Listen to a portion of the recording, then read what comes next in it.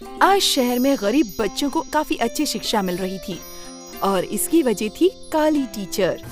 जूली भारतीय नहीं थी, पर वो बचपन से ही भारत में बस गई थी। जूली की कहानी तकरीबन 20 साल पहले सेंट थॉमस चर्च से शुरू हुई। उस दिन जूली इस चर्च में पहली बार आई थी।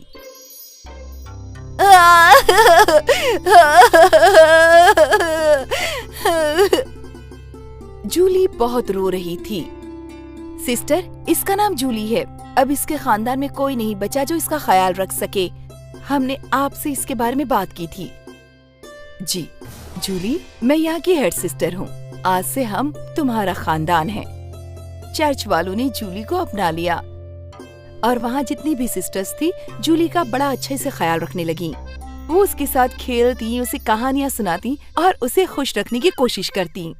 पर जब भी जूली चर्च के बाहर निकलती तो लोग उसका मजाक उड़ाया करते थे। अरे रे रे रे रे, ये लड़की तो कोयला तार से भी काली है। ये सच में इतनी काली है या जलकर काली हो गई है? सिस्टर, डामर क्या चीज है? कुछ नहीं, तुम ये बातें मत सुना करो।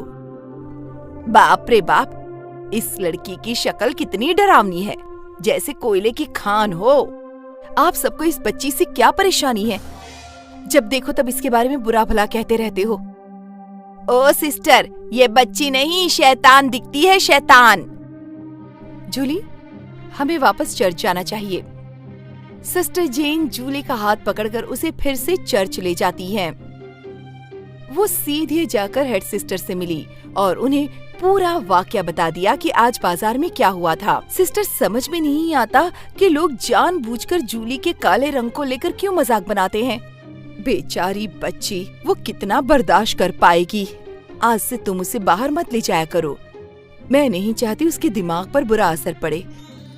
ठीक है सिस्टर, पर जूली तो इस बारे में ही लगातार सोच रही थी और शीशे के सामने खड़े होकर खुद को देख रही थी। आखिर मेरा रंग इस तरह का क्यों है? क्या मैं सच में शैतान हूँ? लोगों की बातें धीरे धीरे जूली के दिलो दिमाग पर असर करने लगीं। उसे उनकी बातें चुभने लगी थीं। जूली अब दिन भर घर में रहकर पढ़ाई करती। एक दिन चर्च में किसी बच्चे का बर्थडे सेलिब्रेशन था।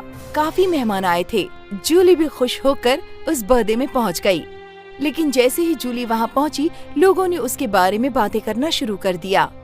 कितनी काली है ये। आपको ऐसा नहीं कहना चाहिए। गॉड की नजरों में काला गोरा सब एक समान होते हैं। जूली, जाओ तुम दूसरे बच्चों के साथ खेलो। जूली बच्चों के साथ खेलने के लिए गई, पर वो बच्चे भी उसका मजाक उड़ाने लगे और उसके काले रंग से डरकर उससे दूर भागने लगे।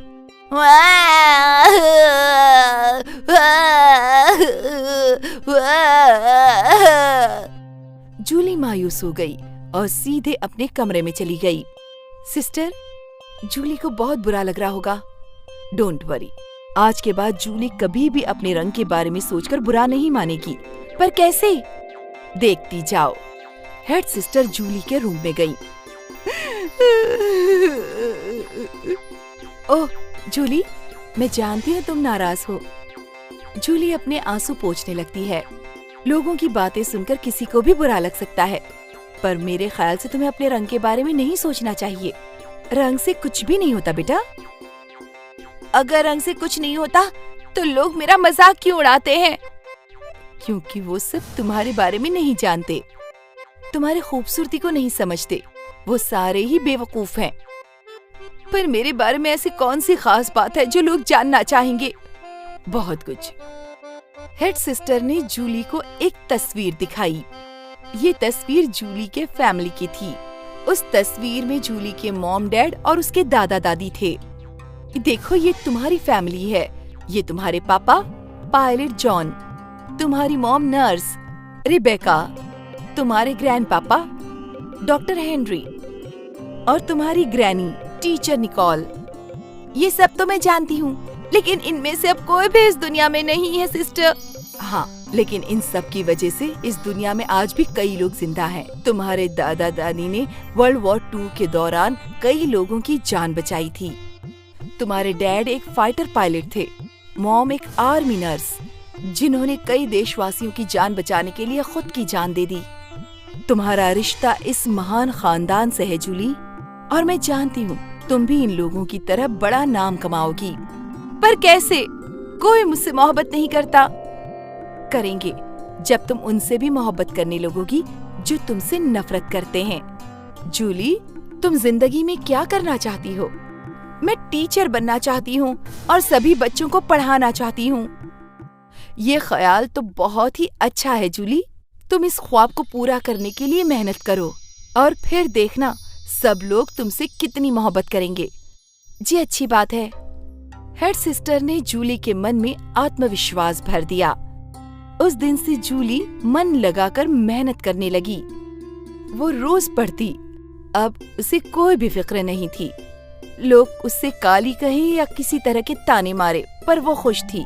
साल बीते, आखिरकार जूली का ख्वाब पूरा हो गया। चर्च की सारी सिस्टर्स बहुत खुश थीं।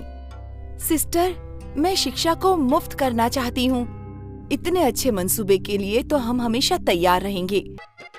जूली चर्च में ही मुफ्त में बच्चों को पढ़ाने लगी। गरीब बच्चे उसके पास पढ़ने आते थे और जूली बड़ी खुशी से उन बच्चों को पढ़ाया करती थी। बच्चों को जूली बहुत अच्छी लगती थी। वो बहुत खुश रहते थे। साल बीतते गए और जूली की इस मुफ्त की पढ़ाई के मंसूबे के लिए लोग उसे पैसे देने लगे। उसी डोनेशन से जूली ने एक अच्छा सा स्कूल खोल लिया। यहाँ पे बिल्कुल मुफ्त में बच्चों को पढ़ाया जाता है। जूली का ये काम यूं ही चलता रहा। उसके इस महान काम के लिए सरकार की ओर से उसे पुरस्कृत भी किया गया। शुक्रिया। धीरे धीरे लोग जूली से बड़ी मोहब्बत करने लगे। ये वही लोग थे जो उसे ताने दिया करते थे, आज उसकी तारीफ करते हैं। शुक्रिया टीचर, आज आपकी वजह से ही मेरा बेटा इंग्लिश में बात कर सकता है। आप उसे अच्छे से पढ़ाइए। जूली अब बड़ी खुश थी। शुक्रिया सिस्टर। मैंने कहा था ना, नफरत को मोहब्बत से ही जीता जाता है। तुम्हारा मंसूबा बहुत ही अच्छा है जूली। उम्मीद है तुम और तरक्की करो। खुश रहो मेरी बच्ची। शुक्रिया सिस्टर। अखबारों में हर दिन जूली के बारे में खबर छपा करती थी। कोई उसे मसीहा कहता तो कोई कहता काली टीचर, पर अब इन बातों से उसे कोई फर्क नहीं पड़ता था। उसका मंसूबा ही उसके लिए बहुत जरूरी था। Twinkle, twinkle, little star, how I wonder what you are. Up above the world so high, like a diamond in the sky. Twinkle, twinkle, little star, how I wonder what you are. Up above the world so high, like a diamond. Twinkle, twinkle.